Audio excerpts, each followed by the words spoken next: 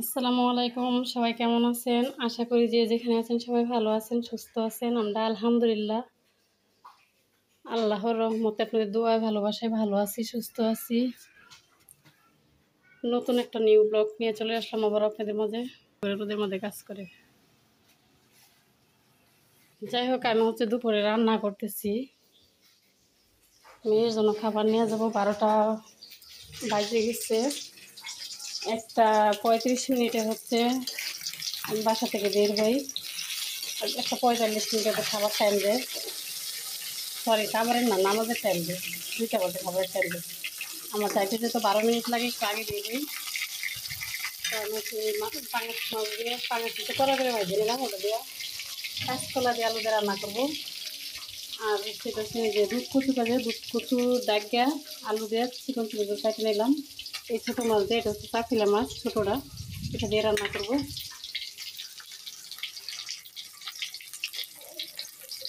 মাছটা একটু কড়া করে ভাজি নিলাম যেন গন্ধ না লাগে। মাছ কড়া করে না ভাজলে একটু মাছের একটা গন্ধ আছে, আইসটা গন্ধ। তো ঠিক আছে, সবাই সাথে থাকেন, ভিডিওটা দেখতে থাকেন। ভালো যদি লাগে অবশ্যই লাইক কমেন্ট শেয়ার করবেন, চ্যানেলটা সাবস্ক্রাইব করে দেবেন। আর এই দেখেন প্রচুর রোদ উঠছে আজকে, অনেক রোদ। এই রোদের ভিতরে ওনারা কীভাবে কাজ করতেছে।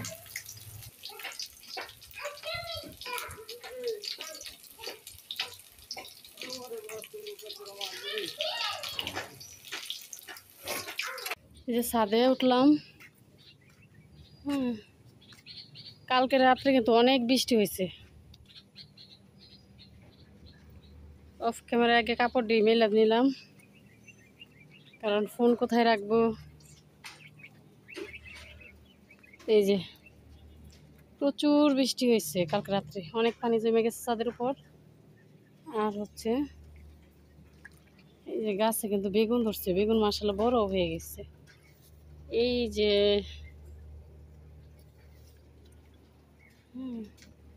তারপরে একটা এই যে, কিন্তু দেওয়া লাগতো গাছে, কি বলে, বিষ দেওয়া লাগতো, কারণ গাছে পাতাগুলো প্রত্যেকটা নষ্ট হয়ে গেছে, পোকা ধরছে। আর পোকা ধরলে তো ওই গাছ ভালো হয় না।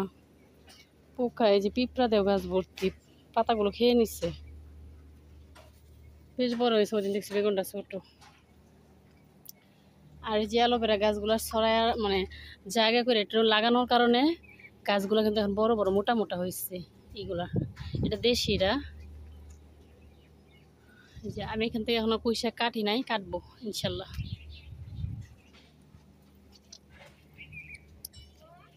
অনেক পানি জমছে ছাদে। আর এই যে পেঁপে পেঁপে পায়রা বাড়িওয়ালিরা দিচ্ছি, বাড়িওয়ালি বেশি নেয় নাই, আমরাই বেশি খাইছি। অনেক পেঁপে ধরছিল, প্রচুর।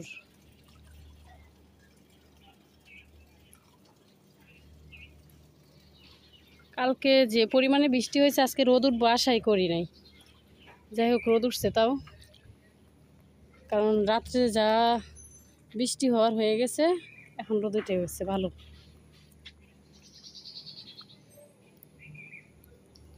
আমাদের বাসা আশেপাশে কিন্তু বাসা নেই, বাসা বাড়ি নেই, শুধু জঙ্গল। আর এই যে এগুলো কলা বাগান টাগান।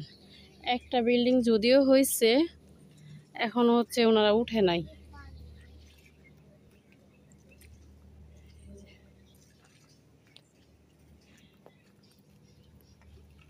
পেয়ারা হয়েছে গাছে, বেশি হয় নাই, 3-4টা দেখলাম। হ্যাঁ, 3-4টার মতো হয়েছে।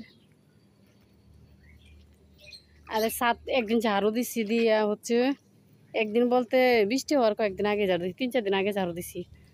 তাছাড়া এই জায়গাগুলোতে কিন্তু প্রচুর পরিমাণে শ্যাওলা পড়েছিল। হ্যাঁ, হাঁটা যাইতো না, পা ফেলা যাইতো না। এখন ঝাড়ু দেওয়ার কারণে শ্যাওলা কমছে, হাঁটা যাইতেছে, কোনো ভয় নেই। তারপরে বৃষ্টি হওয়ার পরে যে ময়লা হয়ে গেছে আবার। আর এই যে মালটাটা কত বড় হয়েছে, এত বড় গাছটা, 2টা মালটা টিকছে ওই যে একটা উপরে। মারিয়াম, তুমি পিছলে পড়ে যাবা আম্মু।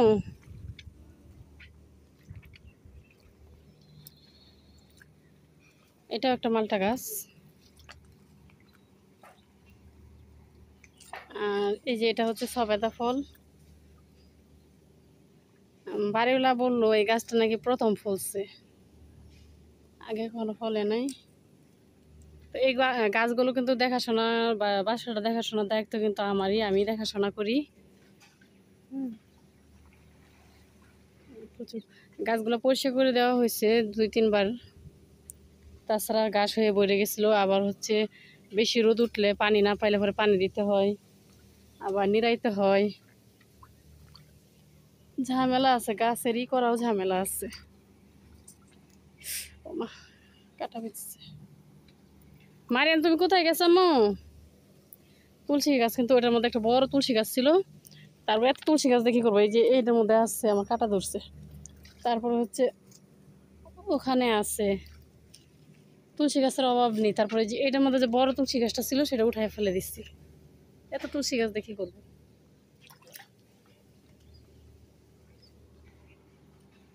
এটা লেবু গাছ আর জাম গাছ খুদাই লাগাইছে।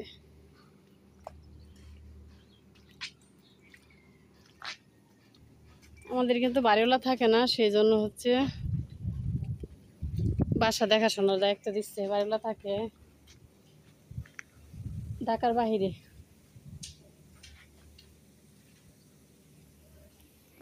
তো ঠিক আছে, সবাই ভালো থাকবেন, সুস্থ থাকবেন। এই যে যেটা বলছি, আমাদের বাসার পাশে একটা বাসা বিল্ডিং হয়েছে, কিন্তু এটা এখনো লোকজন উঠে নাই। এই যে একটা ছোট্ট একটা বিল্ডিং উঠছে, এখানে লোক আসলে দেখা যাচ্ছে ভালোই হবে, একটু হবে যে পাশে লোক আছে, একটু সাহস হবে। তাছাড়া কিন্তু পাশে কোনো আর বাড়ি নেই। এই দুষ্টু মেয়ে,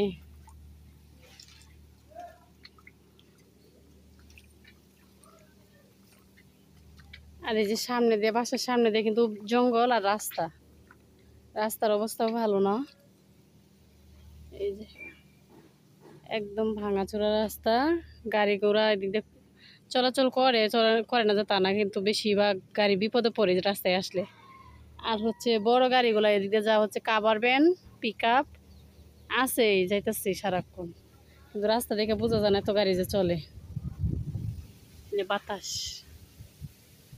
কিন্তু আমার কাছে এই জায়গাটা এই কারণেই ভালো লাগে যে মন ভরে অক্সিজেন নেওয়া যায়। হ্যাঁ, ঢাকা শহরের ভিতরে অলি গলি চিপায় চাপায় থাকার থেকে আমার কাছে মনে হয় কি, আমু কিনে রাই শোনা যাও সরো, এখানে থাকলে মন ভরে অক্সিজেন নেওয়া যায়, মানে অন্যরকম লাগে ফিল, মানে ছোটোবেলার মতো ফিল হয় যে বাড়ির, গ্রামের বাড়িতে থেকে বড় হয়েছি, সেরকম একটা ফিল হয় যে বাড়িতে আছি, দেশের বাড়িতে আছি, এরকম একটা মনে হয়। আল্লাহর রহমতের বাতাস। চলো আম্মু চলো। আর এই এলাকায় কিন্তু সজনা গাছের অভাব নাই,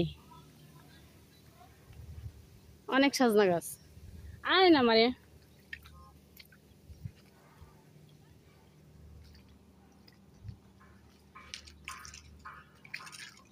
যাও যাও। তো ঠিক আছে, সবাই ভালো থাকবেন, সুস্থ থাকবেন,